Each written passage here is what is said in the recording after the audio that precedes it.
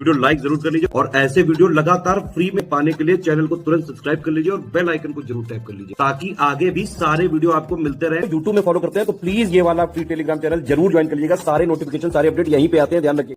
नमस्कार दोस्तों, साइंस के एक और पीवाईक्यू सीरीज में आपका स्वागत है। देखिए आरओ का मेंस भी आने वाला है, 31 जनवरी को है।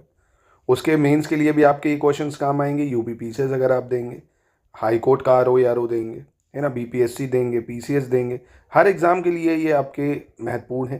तो इनको अच्छे से करिए। इससे पहले के लेक्चर्स को भी देखिए। आज का सवाल क्वेश्चन नंबर 126 से शुरू होगा। कहना निम्नलिखित में से कौन सा मृदा रक्षण का कारक नहीं है, यानी विच of the following is not an agent of soil erosion. Soil erosion समझे, जैसे मिट्टी के कटाव, है ना, मिट्टी के कटाव का कारण नहीं है। हवा, वाटर यानी जल, डेजर्टिफिकेशन यानी मरुस्थलीकरण, डिफॉरेस्ट्रेशन यानी वन उन्मूलन। तो कौन नहीं है भाई इसका कारण? बहुत ही आसान है।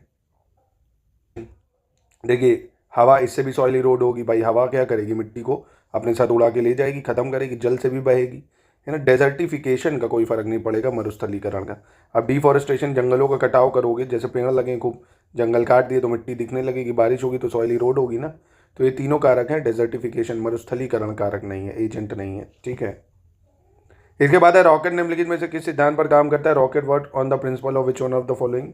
तो रॉकेट आपने बचपन में पढ़ा होगा, नीचे आग लगाते हैं तो ऊपर उड़ता है भाई, है ना। तो ये किस पे काम करता है भाई? Energy conservation, momentum conservation, Avogadro या बर्नौलीज थ्योरम। तो ये संवेग संरक्षण या आपका मोमेंटम कंजर्वेशन पे काम करता है। मोमेंटम का फॉर्मूला क्या होता है? P is equal to M V, है ना।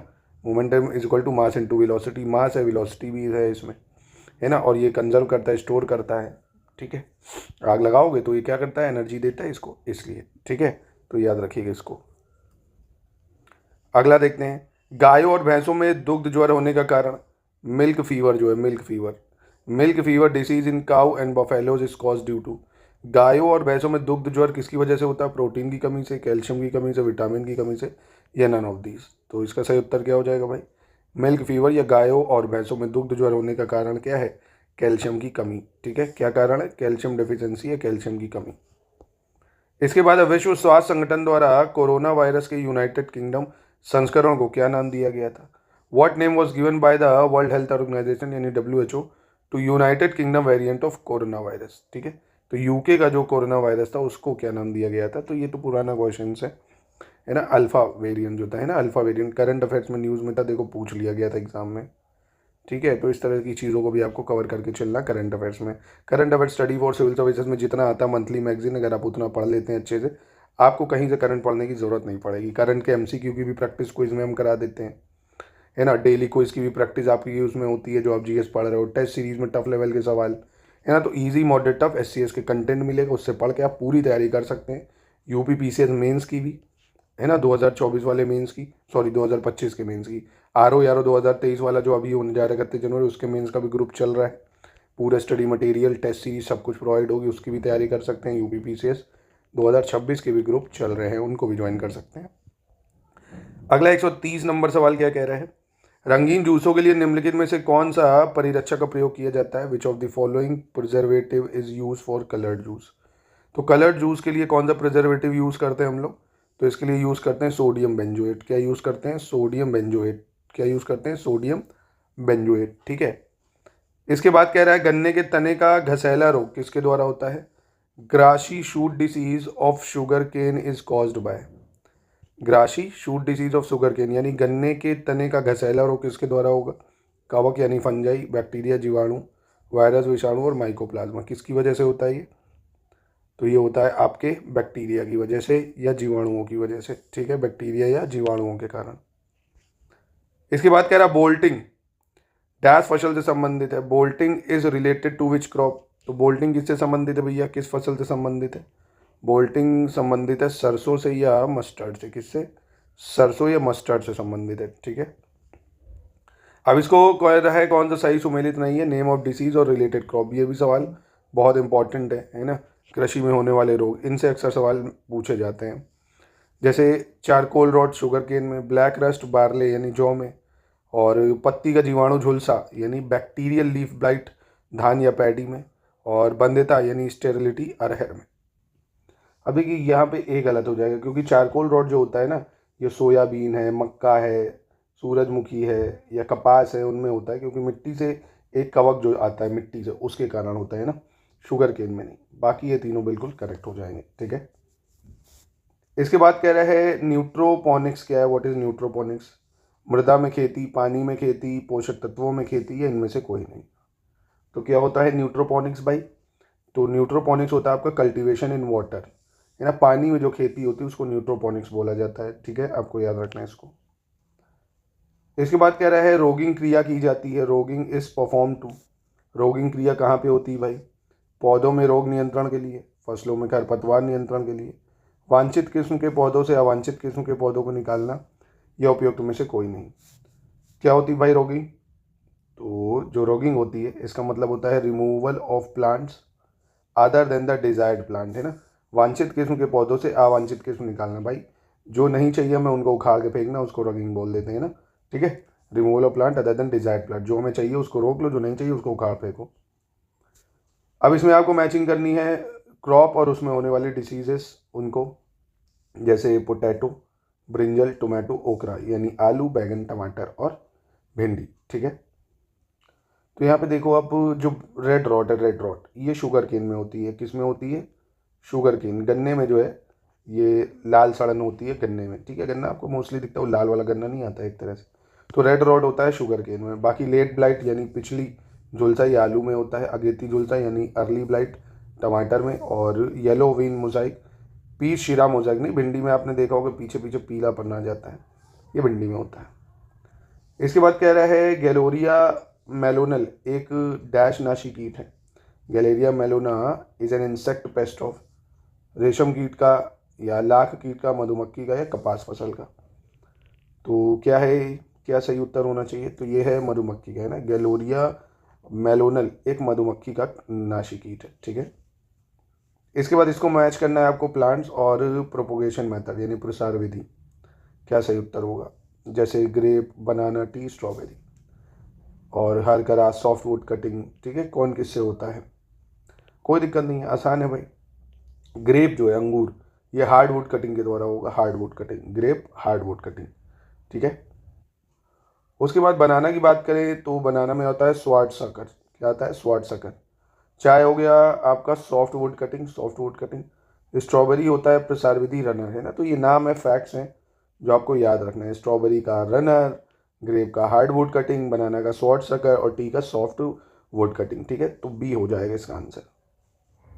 इसके बाद कह रहे हैं नर बंध्यता का उपयोग अनेक फसलों में संकर बीज उत्पादन के लिए किया जाता है, क्योंकि, यानी male sterility is use for hybrid seed production in many crop because it increase heterosis, यानी यह संकरोध में वृद्धि करता है।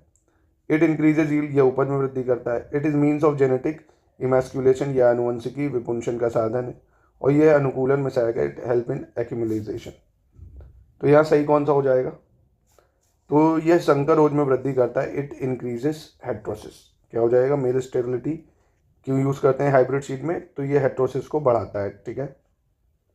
निम्नलिखित में से कौन सा एक खारिफ मौसम का खरपतवार नहीं है? Which of the following is not a kharif season weed? और चीनोपोडियम एल्बम, एमरेंथस विरिडिस या इकाइनोक्लोआ या कोमेलाइन, है ना। तो ये आपका साइंस में जो एग्रीकल्चर का सेक्शन है ना, एग्रीकल्चर का सेक्शन, उससे सवाल पूछा गया। तो इसका क्या हो जाएगा? चीनोपोडियम एल्बम, है ना। ये जो है ये खारिफ सीजन का वीड नहीं होगा। अब आपको सवाल देना है खारिफ सीजन कब से कब तक होता है और इसकी क्रॉप्स के दो एग्जाम्पल कोई भी कमेंट बॉक्स में आप तुरंत इसको दीजिए ज़रूर। चलिए अगला मैच करते हैं फिर से डिसीज और ये ट्रीटमेंट है ना, एग्रीकल्चर से रिलेटेड सवाल है ये आपका। जैसे लूज स्मट ऑफ व्हीट, गेहूं का अनावृत कंडुआ, और मटर का चूर्णी आसिता यानी पाउडरी मिल्ड्यू ऑफ पी, सब्जियों में आर्द्रपतन या डैम्पिंग ऑफ इन वेजिटेबल्स, खैरा रोग या खैरा डिसीज। तो इसका सही उत्तर क्या होना चाहिए? देखिए लूज स्मट ऑफ व्हीट यानी गेहूं का अनावृत कंडुआ, ये होता है वीटावैक्स की वजह से, ठीक। और पाउडरी मिल्ड्यू ऑफ पी ये हो जाएगा सल्फेक्स की वजह से, सल्फेक्स की वजह से। डंपिंग ऑफ इन वेजिटेबल्स ये हो जाएगा सॉइल सॉलिराइजेशन की वजह से, यानी मृदा का सौरीकरण की वजह से। और खैरा डिसीज ये आपका हो जाएगा किसकी वजह से? ये हो जाएगा आपका जिंक सल्फेट की वजह से खैरा डिसीज। यानी ऑप्शन 141 में क्या हो जाएगा आपका? डी हो जाएगा। एटिक एक घटक है, कह रहा है attic is a component of NATP, NAAP या IRDP या IIAP। देखो पहले तो इसका फुल फॉर्म बताओ। Agriculture technology information centre. क्या है? एग्रीकल्चर टेक्नोलॉजी इंफॉर्मेशन सेंटर, है ना। ये की कंपोनेंट है किसका? NATP का, यानी नेशनल एग्रीकल्चर टेक्नोलॉजी प्रोजेक्ट का, नेशनल एग्रीकल्चर टेक्नोलॉजी प्रोजेक्ट का, ठीक है। ये एग्रीकल्चर से रिलेटेड सवाल है। इसके बाद कह रहा है लीची प्लांट्स और कॉमर्शली मल्टीप्लाइड बाय, लीची के पौधों को व्यावसायिक प्रवर्धन किया जाता है किसके द्वारा? बीज के द्वारा, या कालिकायन यानी बडिंग के द्वारा, वायु परत बनाना यानी एयर लेयरिंग के द्वारा, या वेनर ग्राफ्टिंग के द्वारा। तो क्या सही उत्तर होगा? तो लीची के प्लांट को कॉमर्शली मल्टीप्लाइड करते हैं एयर लेयरिंग से, किससे? वायु परत बनाने से। अब देखो पाइपिंग वगैरह करके उसको बनाते हैं, ठीक है। चलो इसके बाद है जेनेटिक्स और theory of inheritance, mutation, genes in chrome और उससे संबंधित साइंटिस्ट। आसान है ये, बचपन में इनमें से एक ना एक सुना होगा आपने कोई। जैसे जेनेटिक्स बेटसन डब्लू, ठीक है।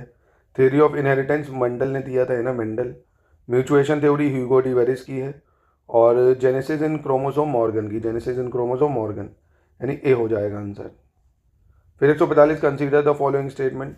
मक्का C4 पौधा है कह रहा है, और क्रेन्स एनाटॉमी C4 पौधे में पाई जाती है।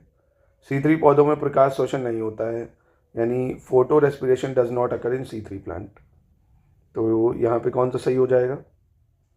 सिर्फ पहला दूसरा सही है ना। Photo respiration does not occur C3 plant, ये गलत है, C4 प्लांट में नहीं होगा, तो इसलिए पहला दूसरा सही है सिर्फ। इसके बाद फंगल जेनेसिस, और ये आपका फ्रूटिंग बॉटल्स हैं, यानी फलनकाएँ और फंगल जेनेसिस, जैसे फ्यूजेरियम स्पेसिस, और फिर है आपका कोलेक्ट्रोटाइटम स्पेसिसिस, और स्केलेरोटीनिया स्पेसिसिस, फोमा स्पेसिस। तो ये बहुत ज़्यादा टफ लेवल का सवाल है, बहुत टफ। पेपर देने वाले 98% तक लगभग इसका गलत जवाब दिए होंगे, है ना। तो इस तरह के सवालों से डरना नहीं है, नहीं आएंगे तो कोई बात नहीं, ठीक है। अपना काम है इसको करना। जैसे फ्यूजेरियम स्पेसिस की बात करें तो इसका हो जाएगा आपका ऑप्शन 4 स्पैरोडोकियम। क्या हो जाएगा? स्पैरोडोकियम। और कोलेक्ट्रोटाइकम का हो जाएगा एसरवुलस। क्या हो जाएगा? एसरवुलस। और स्केलेरोटीनिया की बात करें तो ये हो जाएगा आपका एपिथीसिया, और इसका ऑप्शन ए यानी ऑप्शन बी सही हो जाएगा इसका, ठीक है। फिर निम्न में से कौन सूक्ष्म पोषक तत्व नहीं है? Which of the following is not known as micro nutrient? जैसे कैल्शियम, मॉलिब्डेनम, जिंक, आयरन, इनमें से माइक्रो न्यूट्रिएंट कौन नहीं है? तो कैल्शियम आपको पता है एक मैक्रो न्यूट्रिएंट है, माइक्रो नहीं है। बाकी ये माइक्रो हैं, छोटे छोटे न्यूट्रिएंट जो ज़रूरी होते हैं। कैल्शियम एक मैक्रो न्यूट्रिएंट्स है जो शरीर को ज़रूरी होता है। इसके बाद कह रहा है फ्लेम फोटोमीटर का उपयोग किसके निर्धारण में किया जाता है? Flame photometer is used in the determination of. तो फ्लेम फोटोमीटर का यूज़ किस में करते हैं भाई? नाइट्रोजन, फॉस्फोरस, पोटेशियम या बोरॉन में? तो ये करते हैं पोटेशियम में, है ना। फ्लेम फोटोमीटर का उपयोग पोटेशियम के निर्धारण में किया जाता है। फिर कह रहा है which of the following is not correctly match? इनमें से कौन सा सही मैच नहीं कर रहा है ये बताना होगा आपको। जैसे name of insect house fly, fruit fly, mustard saw fly, dragon fly, है ना। कौन सा सही सुमेलित नहीं है? जैसे घरेलू मक्खी, इसका कोलियोप्टेरा, फ्रूट फ्लाई यानी फल मक्खी डिप्टेरा, और ये आपका हाइमेनोप्टेरा और ओडेनोटा। तो यहाँ पे कौन सा गलत हो जाएगा? तो ये गलत हो जाएगा ऑर्डर इसका, क्योंकि ये डिप्टेरा है ना। हाउस फ्लाई भी क्या है? डिप्टेरा ही है, ठीक है। चलिए आखिरी देख लेते हैं। कह रहा fruit fly lay eggs under the skin of. जो फल मक्खी है वो फल के त्वचा के नीचे अंडे देती है। कौन से फल के त्वचा के नीचे? अगर पूछे कौन सा सही उत्तर होना चाहिए इसका? ओकरा, ब्रिंजल, पम्पकिन, टोमेटो, यानी भिंडी, बैगन, कद्दू, टमाटर। तो फल मक्खी टमाटर फल की त्वचा के नीचे अंडा देती है, टोमेटो के, है ना। ये महत्वपूर्ण सवाल है, 2-3 बार पूछा गया है, इसको याद रखना। टोमेटो फ्रूट के, ठीक है।